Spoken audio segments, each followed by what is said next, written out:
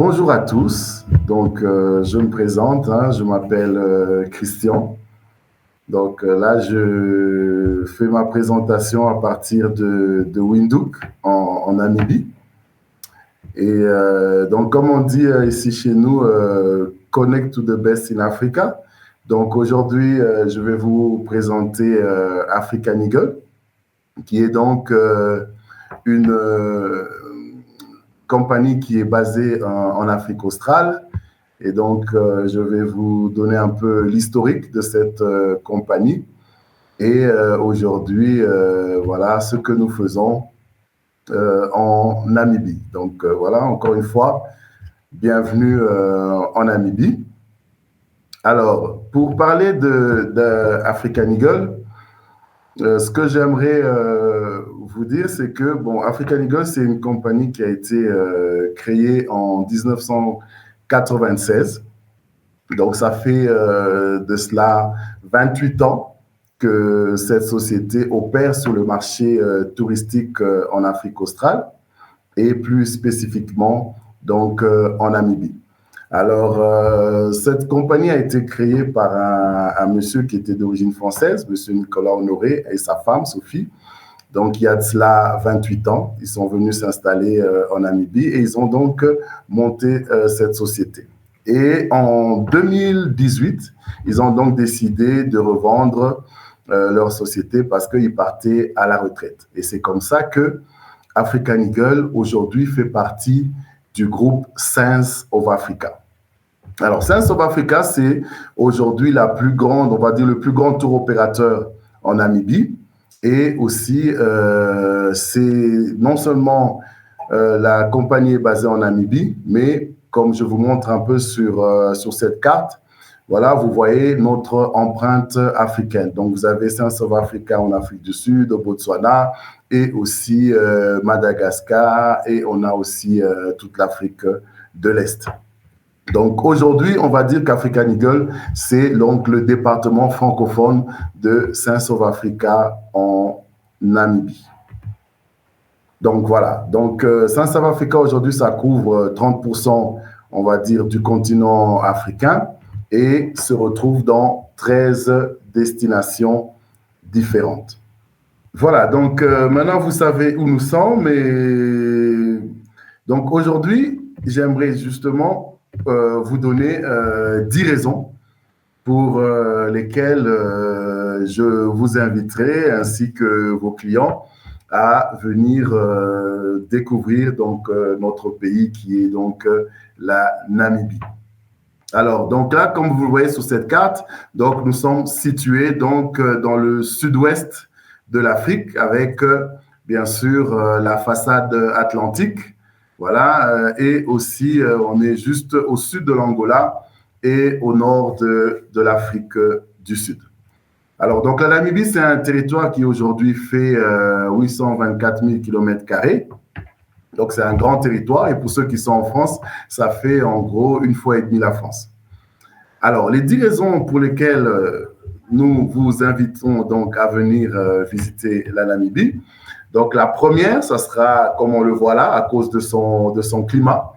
Donc, on a au moins 300 jours de soleil par an. Donc, ça veut dire que même pendant la saison de pluie, nous avons quand même du soleil en Namibie. Il peut pleuvoir et généralement, il pleut en fin d'après-midi, mais le reste de la journée, nous avons du soleil. Et même au cours de la saison sèche ou l'hiver austral, entre mai et août, on a toujours du soleil pendant la journée. Après, l'une des raisons aussi, la deuxième serait parce qu'aujourd'hui, la Namibie, c'est quand même un pays où vous avez 2 déserts. Sur la façade atlantique, on a donc le désert du Namib. Et après, à l'est du pays, on a donc le désert du Kalahari. Donc, dans le même pays, nous avons 2 déserts. Et entre ces 2 déserts, nous avons ce que nous appelons donc le plateau central.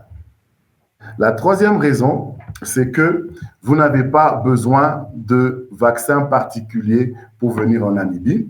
Voilà, donc au niveau de la santé, c'est très intéressant et on est dans un climat qui est assez sec, voilà. Et aussi, nous avons de l'eau potable au robinet. Donc ça, c'est vraiment très intéressant.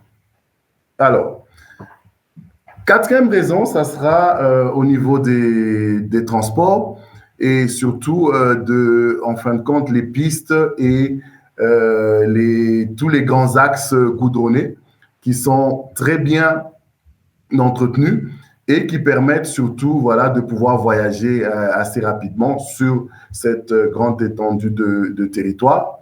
Et donc, c'est l'une des raisons pour lesquelles nous vous invitons à venir donc nous visiter. Après, pour ceux qui s'intéressent un peu à la cuisine, voilà, c'est juste pour vous dire qu'en Namibie, on mange très bien et que surtout pour ceux qui aiment la viande, voilà, que ce soit le bœuf ou le gibier, le Namibien est un grand consommateur de viande. Donc ça, c'est donc notre cinquième raison. Alors, la sixième raison sera que la Namibie aujourd'hui, c'est une jeune démocratie parce que indépendante seulement depuis 90. Et ça permet aussi de voir un peu comment ces 30 dernières années, ce pays a pu se développer et devenir aujourd'hui l'un des exemples en Afrique australe, mais aussi dans toute l'Afrique. OK. Alors, la septième raison sera que la Namibie, de par son histoire, c'est un pays qui est aujourd'hui habité par 12 ethnies différentes.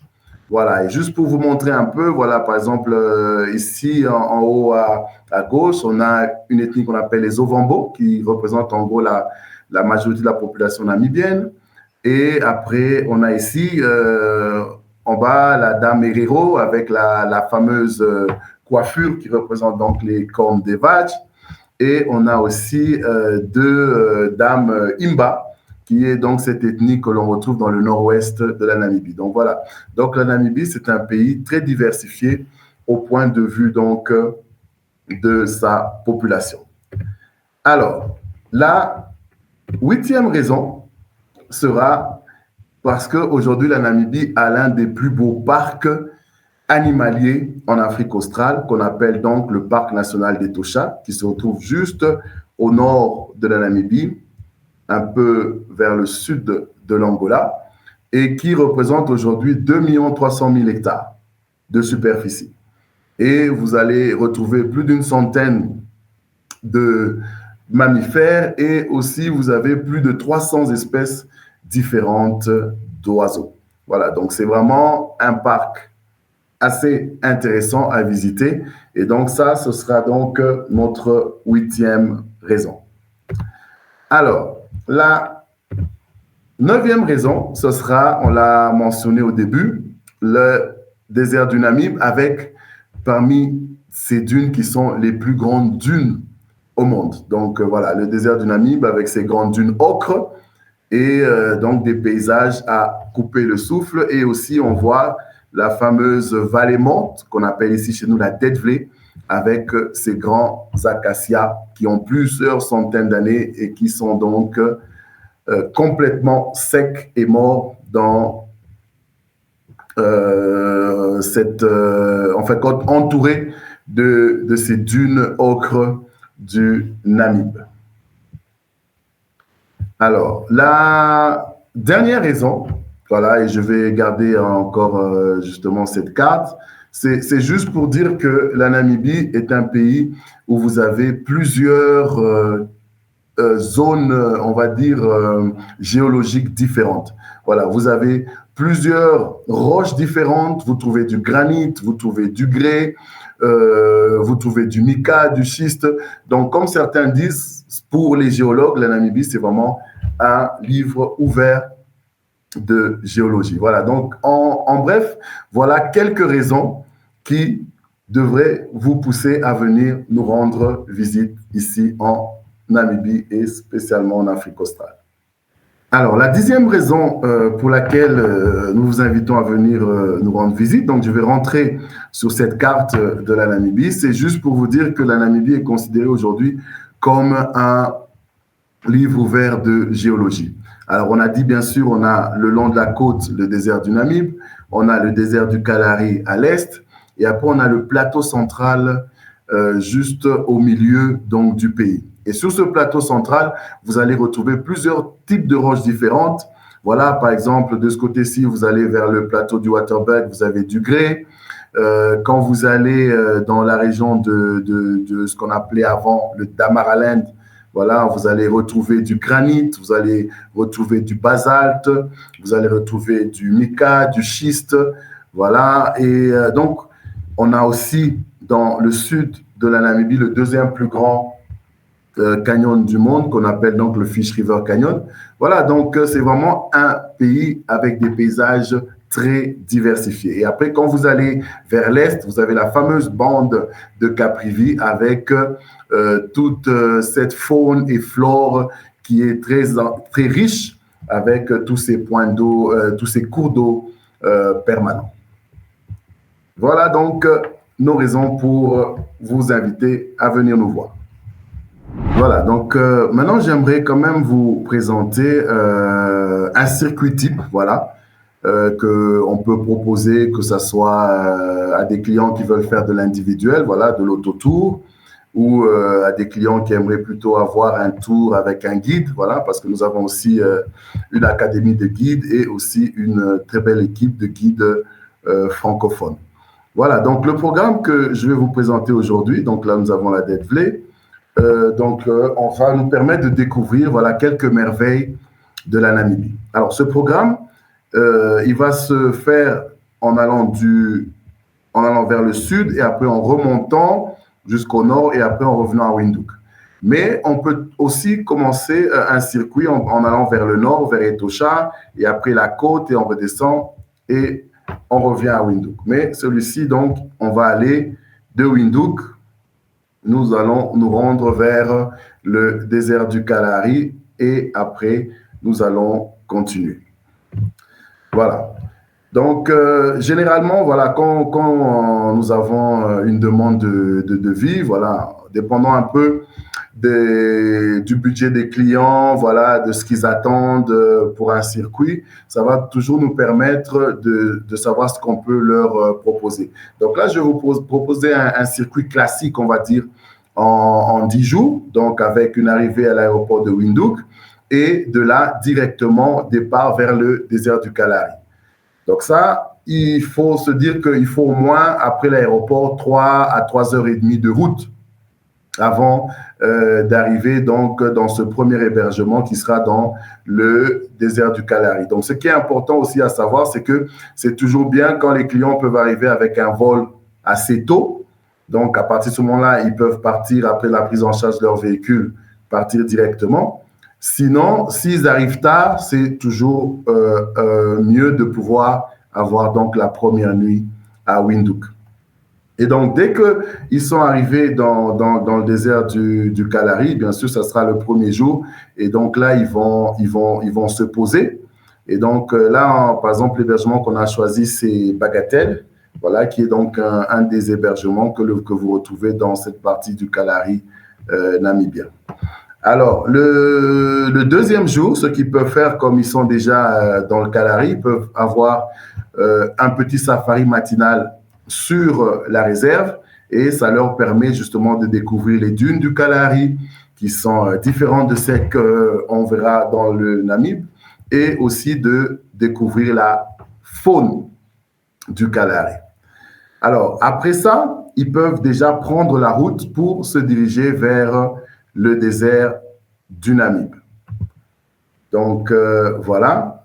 Et donc, ils se dirigent vers le désert du Namib et on va dire en milieu d'après-midi, ils arrivent à l'entrée du parc national de Namib-Nokluf qu'on appelle la porte de Sesriem. Et donc là, ils se posent tranquillement en attendant le lendemain matin. Parce que le lendemain matin, donc au jour 3, ils vont aller découvrir les grandes dunes du Namib. Alors, le parc ouvre toujours au moment du lever du soleil et ferme au moment du coucher du soleil. Il n'y a que quelques hébergements qui sont à l'intérieur du parc et l'avantage de ceux qui sont à l'intérieur, c'est qu'ils peuvent partir 1 heure avant le lever du soleil pour aller justement avoir le lever du soleil sur les dunes. Mais ceux qui dorment à l'extérieur, comme dans ce cas-ci, si on loge au Sossusvlé Lodge, ils entreront qu'au moment où le soleil se lève et qu'on ouvrira donc la barrière du parc. Et voilà, donc cette matinée-là, ça sera une matinée pour découvrir les plus grandes dunes du Namib et aussi la fameuse vallée morte avec ses arbres centenaires. Alors, entre l'entrée du parc et ce qu'on appelle Dead-Vlé et Sossusvlé, vous avez 60 km, mais des deux côtés de la route, vous allez commencer justement à découvrir ces grandes dunes.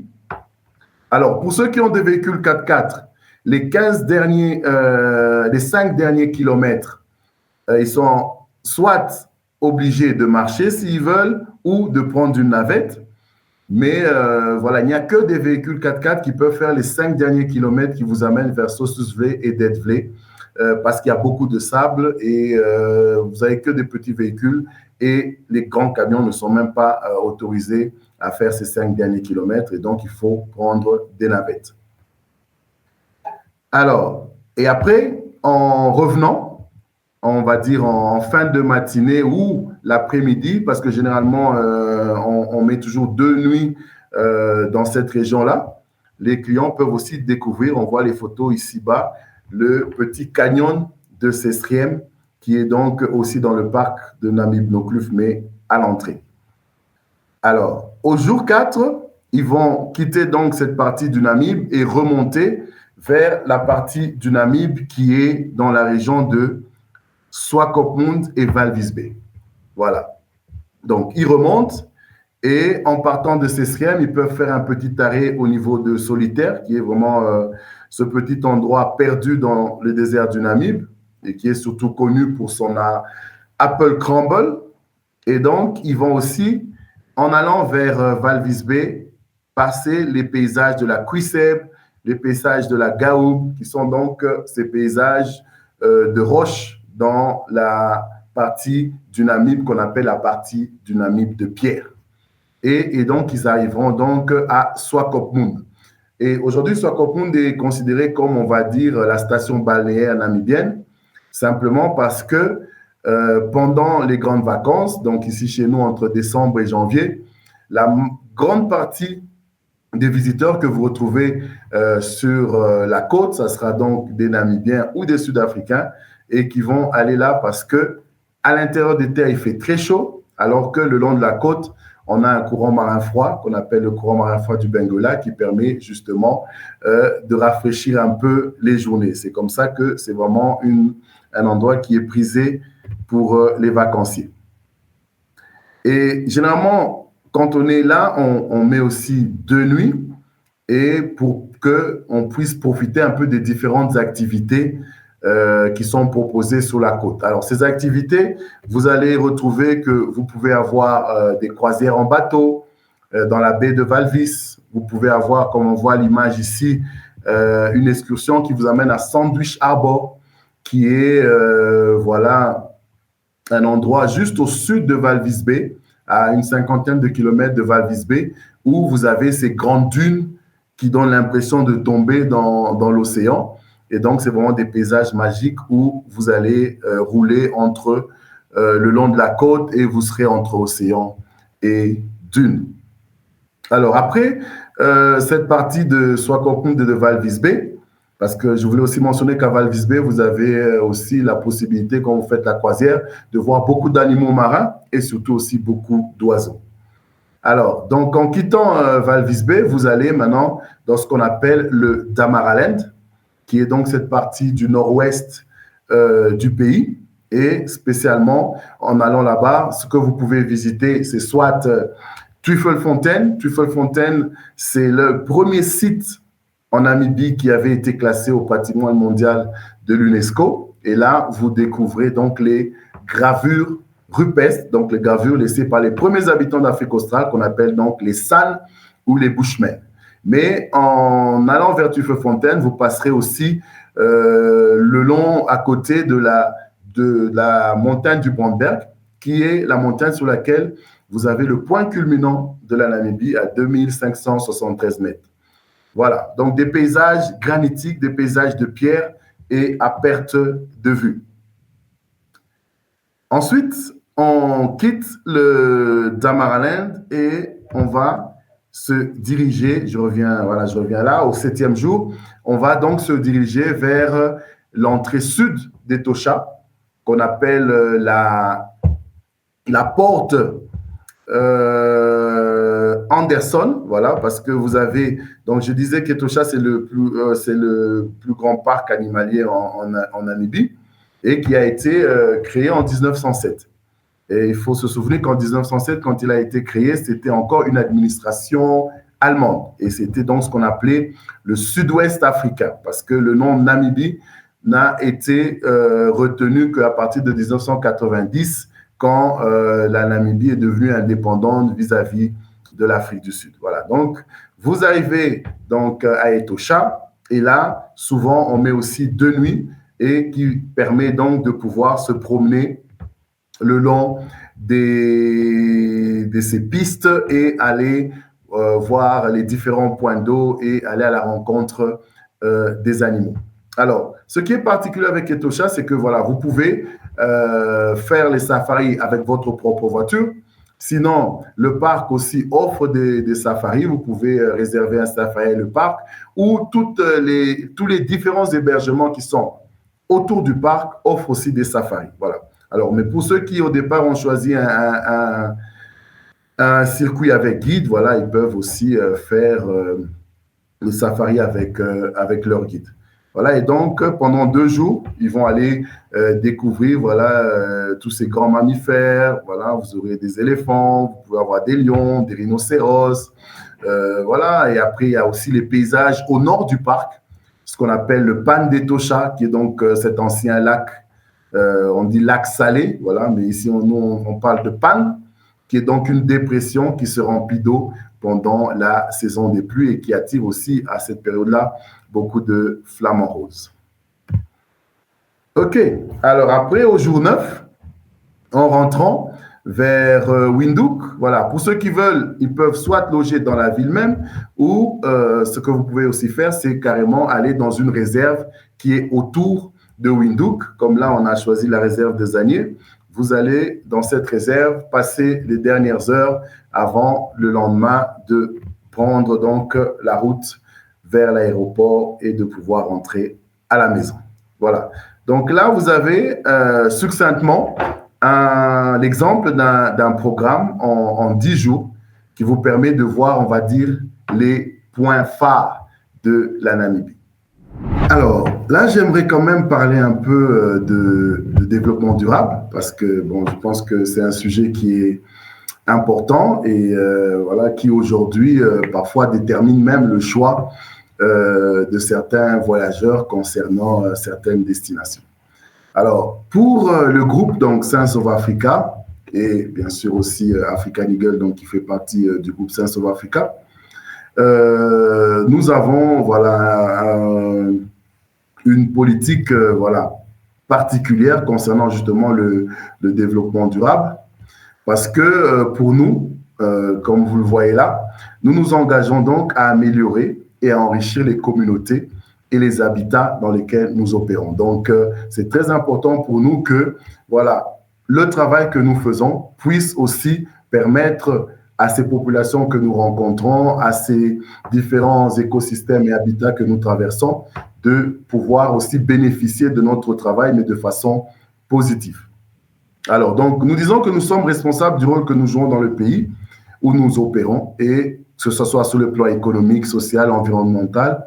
Et donc, ça, c'est vraiment inscrit, on va dire, dans notre ADN et des valeurs donc, que nous voulons donc mettre en avant. Alors, nous avons donc ce que nous appelons à Tourvest ou Sense of Africa, nous avons ce que nous appelons le Green Site. Alors, le Green Site, c'est donc notre engagement avec, voilà, lorsque les clients réservent avec nous, dans ces réservations-là, vous avez toujours une portion, voilà, du revenu qui sera généré et qui sera alloué pour justement pouvoir faire face et pouvoir aider justement, déjà, on a vu, c'est les personnes, 2, c'est la planète, et après, c'est la vie sauvage. Ah donc, pourquoi les personnes? Parce que voilà, pour nous, c'est important que la personne soit toujours au centre de ce que nous faisons et que nos opérations, on va dire, puissent permettre de pouvoir améliorer la vie des gens. Et je pense qu'aujourd'hui, la Namibie est l'un des exemples en Afrique australe avec ce qu'on appelle les réserves communautaires, qui sont donc ces réserves qui ont été établies il y a plus d'une vingtaine d'années et qui ont vraiment changé, on va dire, la vie des gens parce que ça a permis de créer de l'emploi, ça a permis d'amener de l'argent, ça a permis voilà, de donner aux populations locales la possibilité de pouvoir avoir des revenus grâce au tourisme. Alors, quand on parle de la planète, bien sûr, on sait que notre planète, nous sommes parmi les premiers souvent à ne pas vraiment prendre égard à l'avenir de cette planète. Donc, c'est toujours important que même dans les produits que nous proposons, que dans tout ce que nous faisons chaque jour, que nous ayons un impact qui soit un impact minimal, on va dire, sur la planète et qui soit plutôt un impact positif. Et après, bien sûr, la vie sauvage, parce que, surtout pour nous qui sommes dans le tourisme, si aujourd'hui on n'avait pas tous ces animaux sauvages, toute cette faune, cette flore, voilà, on n'aurait pas vraiment, on va dire, la possibilité de pouvoir offrir des souvenirs inoubliables à nos clients. Donc ça, c'est notre premier engagement avec le Green Site. Ensuite, surtout pour nous qui sommes en Namibie et pour Sense of Africa à Windhoek, nous avons le jardin d'enfants Bishop Kamita. Alors ça, c'est vraiment un projet qui pour nous tient vraiment à cœur. Alors donc, ce jardin d'enfants a été créé en 2007 par Madame Fredericks et c'était dans le but d'améliorer la vie des enfants qui sont orphelins, soit infectés par le VIH ou abandonnés par leur famille, et ainsi de pouvoir répondre à leurs différents besoins. Alors, ce jardin d'enfants a commencé avec seulement 2 enfants, et au fil des ans, grâce à notre soutien, il s'est agrandi pour accueillir aujourd'hui 80 enfants qui, donc, et l'âge de ces enfants va varier entre quelques mois et les plus grands, ils ont une dizaine d'années. Et donc, pendant la journée, pour les plus petits, donc, ils vont recevoir des cours dans ce jardin d'enfants. Et pour les plus grands, ils vont pouvoir habiter là-bas s'ils n'ont pas un endroit où habiter et aller à l'école ailleurs. Mais c'est aussi un endroit où les parents, voilà, qui souvent dans cette partie-là de la ville de Windhoek, sont des parents qui ne sont pas très fortunés. Et donc, parfois, ils ont besoin d'aller faire des petits boulots, mais ils ne savent pas où laisser leurs enfants. Et donc, ils peuvent les laisser là la journée et revenir les prendre le soir. Donc, ça, ce sont voilà, nos 2 engagements voilà, les plus importants, je dois dire, et que j'avais voulu justement partager avec vous. Et donc, pour le jardin d'enfants, tous les tours guidés que nous avons, voilà, une partie voilà, des revenus générés par ces tours guidés vont aller permettre justement de s'occuper de ce jardin d'enfants. Et surtout au moment du Covid, ça a été vraiment très important parce qu'à ce moment-là, tout était fermé, mais au moins on avait toujours quelque chose pour pouvoir justement permettre au jardin d'enfants de tenir pendant cette période qui était une période assez difficile. Voilà, donc j'espère que cette présentation a été très intéressante. Et donc, je vous dis encore merci pour votre attention et à vous revoir très bientôt en Namibie et en Afrique australe et pourquoi pas en Afrique de l'Est. Merci, au revoir.